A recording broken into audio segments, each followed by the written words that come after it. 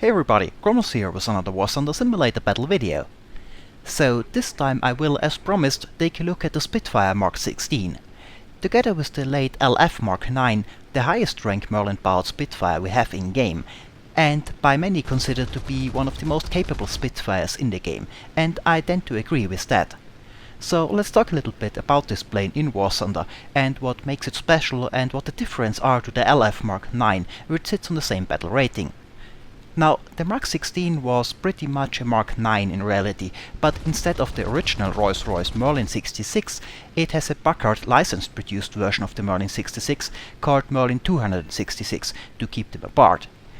The other difference is of course that the Mk XVI is the only Spitfire in War Thunder so far that is equipped with the clipped wings, and that of course has quite a bit of an impact on the flight performance of the plane.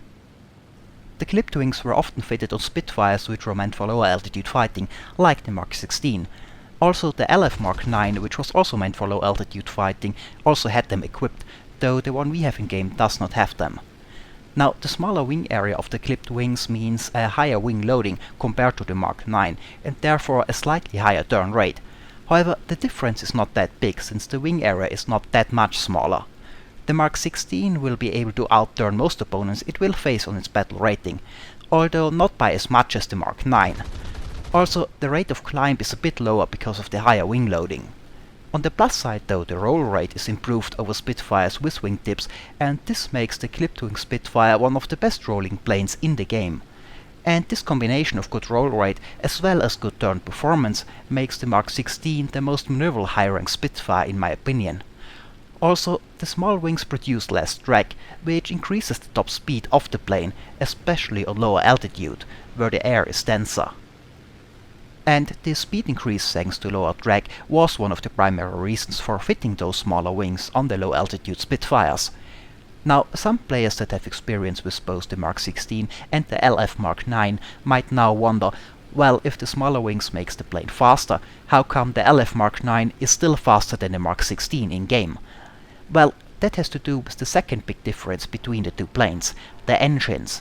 The original Merlin 66 and the license-produced 266 of the Mk XVI are very similar of course, but not entirely the same. On both the Merlin 66 and the 266, the boost pressure of the engine was later in the war increased to 25 pound per square inch in order to increase the horsepower. This is the highest amount of boost for a mass-produced Merlin Spitfire during the war. Now, as can be expected, this at first led to reliability problems that needed to be worked out first, which happened pretty fast on the Mark IX's Merlin 66, so it could run this higher boost and did so in the later stages of World War II. But it took significantly longer on the Merlin 266 to work out the same quirks, so the Mk XVIs could never run reliably on 25 pounds of boost during the war and ran therefore only 18 pounds of boost. That is the case in game as well. The LF Mark IX runs 25 pounds of boost, the Mk XVI runs 18 pounds. Which means of course that the LF Mark IX has simply more horsepower, which increases its top speed as well as its rate of climb. So overall, if you compare the two, the LF Mark IX is faster and climbs better. The Mk XVI on the other hand is overall more maneuverable because of its better roll rate, and has a slight edge in armament, since it has two 50 cals as secondary armament in place of the four rather useless 30 caliber machine guns. It's not a huge difference, but it is something. By the way, the LF Mark IX is of course also a low altitude version of the Spitfire, and most of them in reality also had clipped wings. Should the LF Mark IX in War Thunder one day get those too, it would in my opinion be the best Spitfire in the game, having the maneuverability and lower drag of the clipped wings, plus the horsepower of the Merlin 66 at 25 pound boost.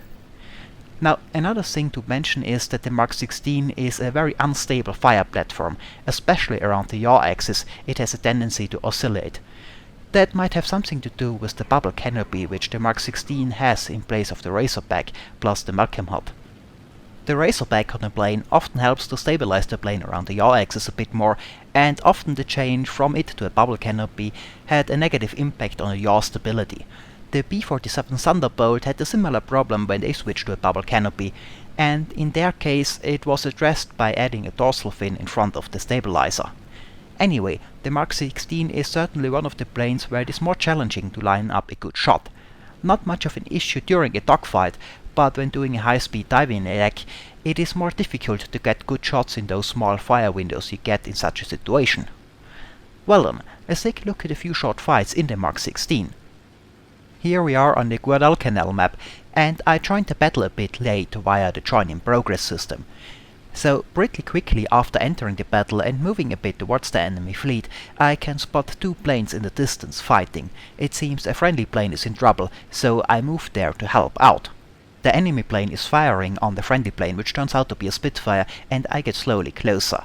At first I am under the impression that the enemy plane is most likely a Kr-84, as I would assume the Spitfire would simply outrun the opponent if it were a Zero.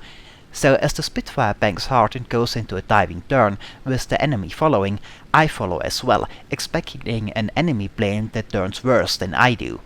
However, as I get closer I see that the enemy plane is actually a Zero and not the Kr-84, and I of course do not want to turn under any circumstances or lose speed trying to do so with a Zero, so I pull up again to regain some altitude.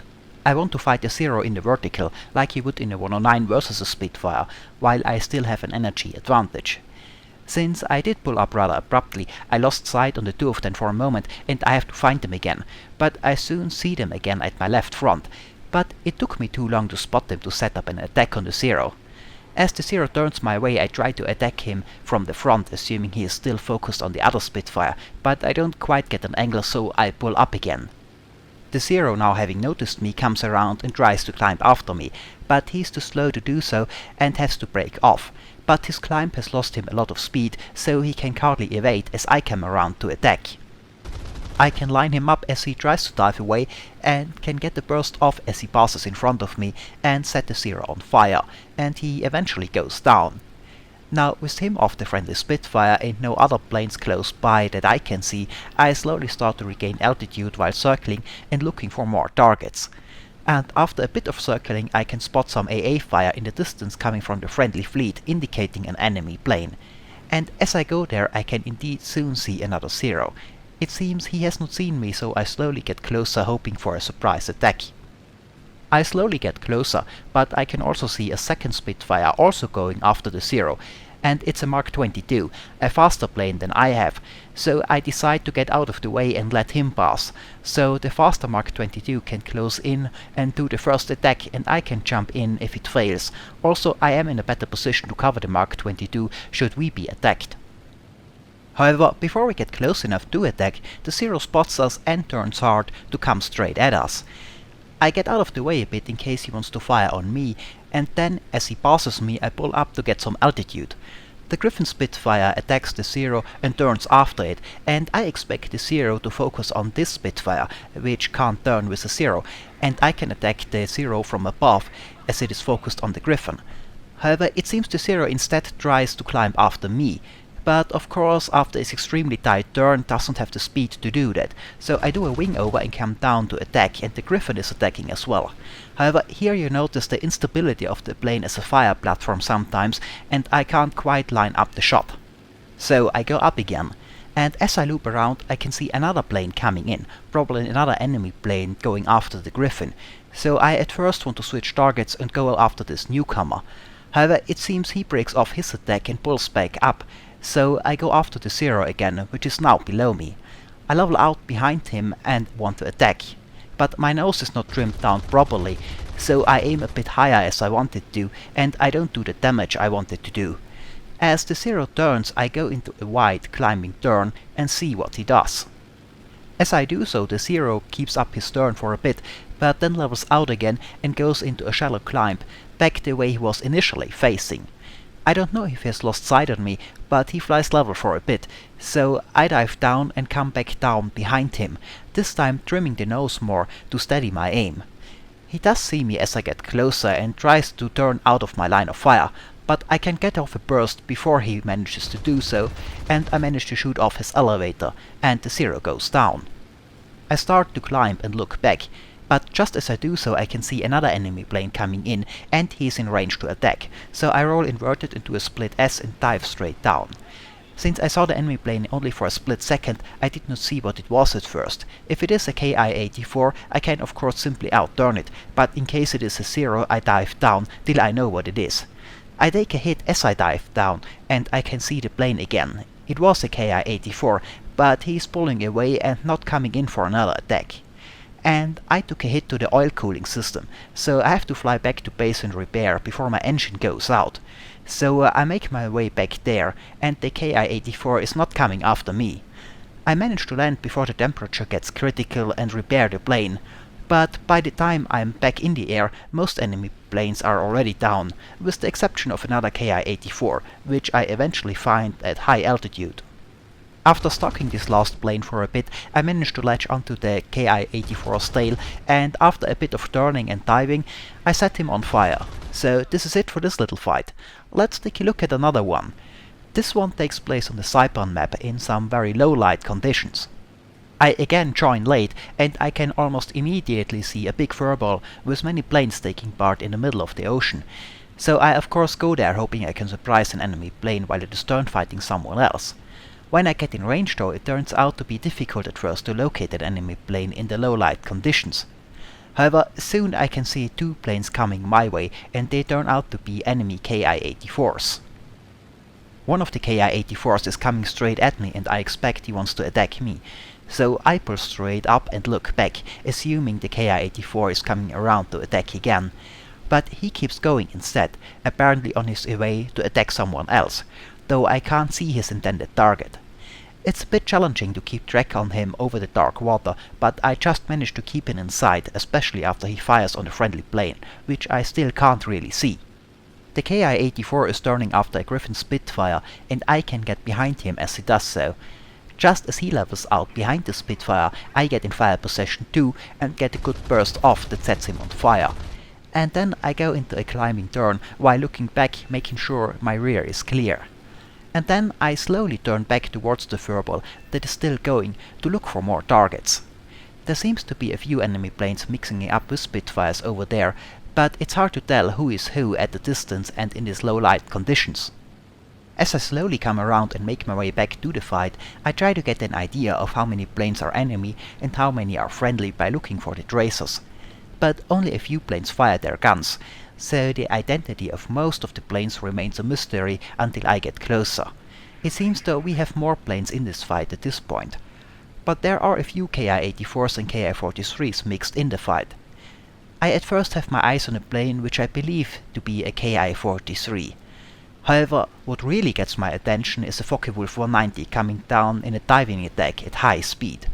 While everybody else is on low speed turning, this 190 is on high energy and doing high speed attacks from above. A good 190 pilot in this position above the fight can finish off the entire friendly team as they are busy turning, so this Focke-Wulf 190 has priority. So I start to follow him. Now, the bad visibility in the dark helps me, as it would be hard for the 190 to spot that I am stalking him. I of course don't try to climb straight after him, I know I currently don't have the energy to do so. So I just follow him at lower altitude, slowly climbing. And as he comes down for another attack, I slowly descend, going that way, building up some speed myself, hoping I can intercept him as he comes back up. The 190 gets another Spitfire, but attack and steep pull-out had cost some energy, and his target was quite a bit lower than me, so on his way back up he has to climb past me, with quite a bit of speed already spent as he comes by in front of me. I have built up some speed by now, and I figure I now have enough energy to climb after the 190. It is close, but I managed to just get in range and get off a burst, damaging the 190's wing. I fire a few more bursts, but by now I'm pretty slow and my plane gets pretty unstable around the yaw axis, so I don't get many more hits. Now the 190 dives away, but there's not enough altitude to really outdive anything, and it seems his damaged wing causes a few stalls, which decreases speed also. I pull up a bit and check my rear, so not to get attacked myself as I chase, and also to see if I might have already done enough damage to the 190 that it goes down. I can't spot anything behind me, and the 190 is still flying towards its base, so I roll around again and go back after the 190. After all, this 190 has already proven to be dangerous, so I would prefer it if it would not make it back to base, repair and come back later to cause more trouble.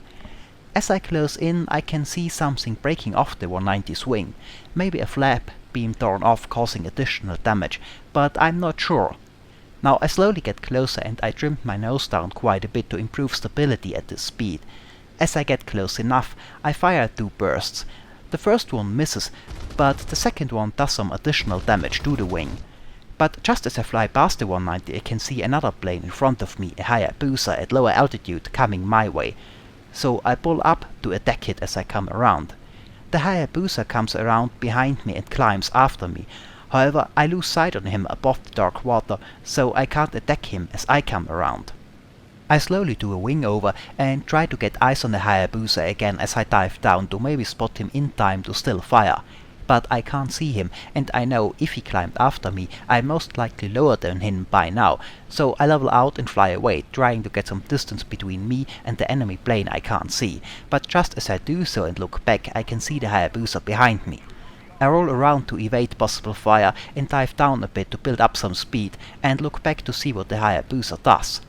It seems though he's not coming directly after me. The next time I look back, the Hayabusa is turning slowly around back towards the island. Maybe he has lost sight of me as I have on him earlier, or his plane is damaged and he's trying to make it back to base. The second option seems likely, since the Hayabusa suddenly flies very slow and very low. In any case, I use this opportunity to turn around and go on the offensive again. Since the Ki-43 is now very slow and even has its flaps out, I can close in on him very quickly. He tries to roll out of the way just as I fire, but it is a bit too late and the Ki-43 goes down. Well, after that I fly back to base to rearm again, but before I get back into the fight, this match is over. So let's take a look at one last short fight in the Mark 16 Spitfire. With a bit of defensive flying. This one takes place on the new Guinea map and is a lot less dark. After getting an N1K at the beginning of the match, I circle over the bay a bit looking for more targets. And eventually after a while I can spot an enemy plane some distance away at lower altitude near the ships, and I decide to go there and attack unless I spot an opponent at higher altitude on the way.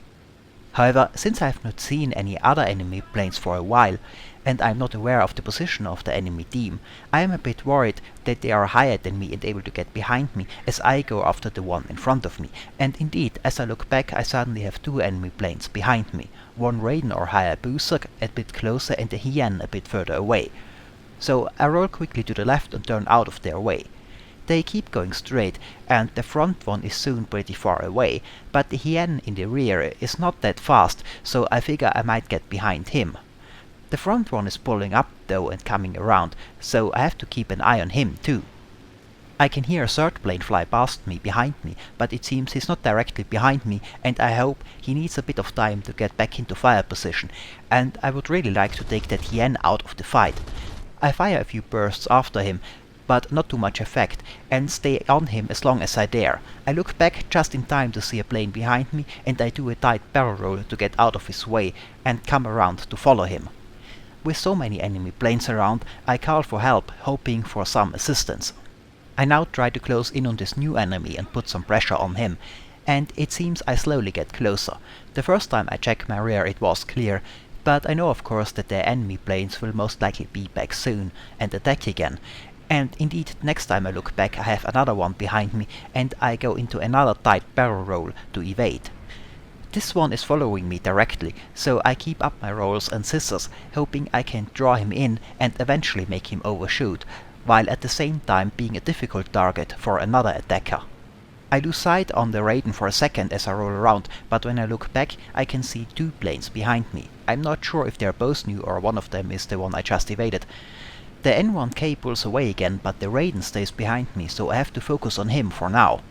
Now I could just outturn the Raiden in a flat turn, my plane does turn better, but that would cost me a lot of speed and energy, and the Raiden could then just go vertical. It is very good at fighting in the vertical, and of course it is not alone, so again I want to draw him in closer and hopefully make him overshoot.